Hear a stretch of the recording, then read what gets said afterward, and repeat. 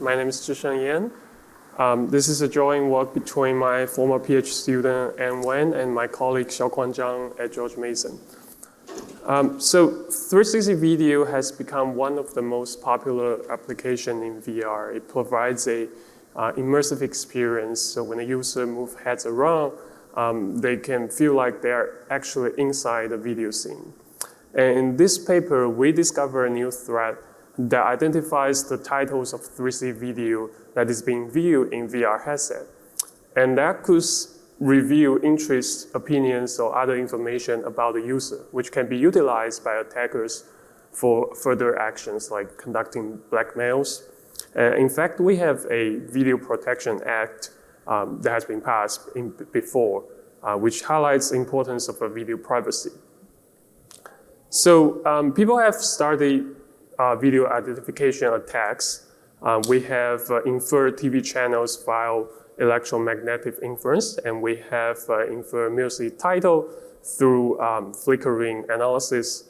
And we also have some of the inference attacks on Netflix video titles through traffic analysis. However, all these type of attacks are limited to 2D videos, and they cannot be directly applied to our context, which is 360 video for VR. So we propose our attack system INTRUDE. Our idea is to exploit a new side channel, which is the user's head movement. And these head movements are actually completely exposed to the public.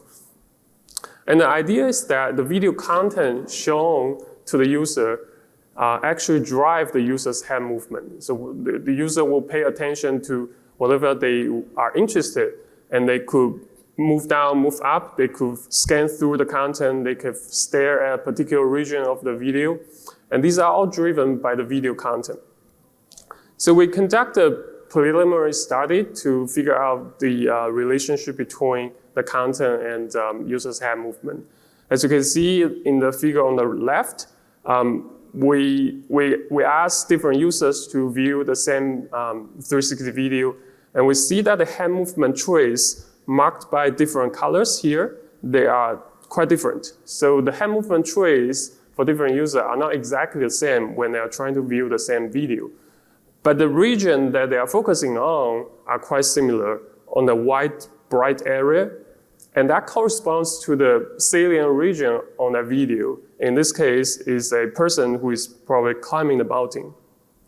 So we do find a correlation between the head movement and the video saliency of the content. And we also try to make sure that this video saliency is sort of unique across all the videos. So we observe and try to detect video saliency for different type of videos. And we see that for the figure on the right, the video saliency are actually quite different and mostly unique for the videos. So we can actually use saliency map as a fingerprint for 360 videos. Now, we know that there's a correlation between head movement and video saliency. And if video saliency is a fingerprint, then we'll be able to infer the title of the video given the head movement. So our threat model is essentially in a public space. We have a victim who is viewing the 360 video. We know that he's viewing the 360 video, and we have attackers who can access the space, who can also film the head movement of the user. And we do not have other assumption for the attackers. They cannot access the headset, they cannot install any malware. Then based on the recording of the user's head movement, we will conduct the analysis and then try to match the head movement with a target library of video, and then tell whether or not the head movement is basically matched with one of the video, and then we can infer the title of the video. So to execute the attack, there are several challenges. One of the first challenges is how do we extract the head movement vectors out of the video recording data? Because the video recording data, there are pixel intensities. And what we want is the trace of head movement in vectors. And this problem we need some new solution because previous 2D head pose estimation, they are focused on facial features of the human face, but that is covered by the headset, so we don't have that features anymore. And they are focused on a limited range of a head orientation. But for 360 video viewing, the user is moving their head around in an omnidirectional way. We need a new solution to sort of estimate hand movement trace.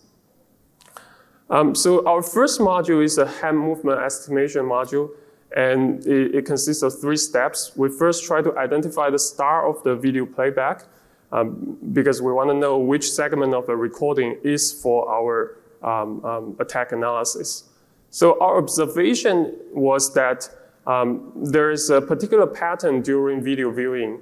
The user will basically engage in a lot of head and hand actions before they finally click a button to initiate the playback of the video.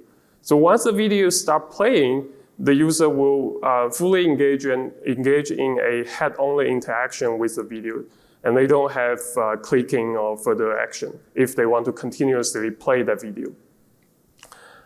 So based on that, we can segment the video recording, we can extract that segment of the video, and then we will crop the regions of the video with only the head, shoulder, and the headset. We do not include the region including the main body of the user.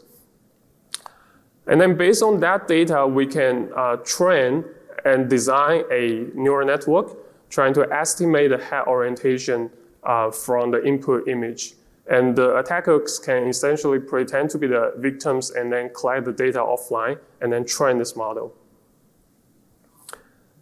And the other challenge of the attack is that given this hand movement trace, how do we match them with the ID of library of video, target videos?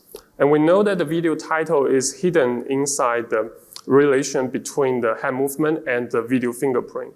And we know that the user will have different hand movement trace given the same video being watched. So we cannot directly match the user hand movement trace to a video title. And as mentioned before, we need to use the saliency maps of the video as the fingerprint. So our task here is essentially to match the hand movement trace to a particular saliency map, and we try to identify which saliency map match with the input hand movement trace. And because the saliency map is a 2D data structure, so we will also convert the hand movement trace into a 2D orientation map. And then we can combine them as a video-like input that can be processed by a 3D convolutional neural network. And again, we will train this offline and then trying to decide whether or not the hand movement match with the video saliency map. So we evaluate our attack in different situations with different headsets, participants, and target library of 635 YouTube videos.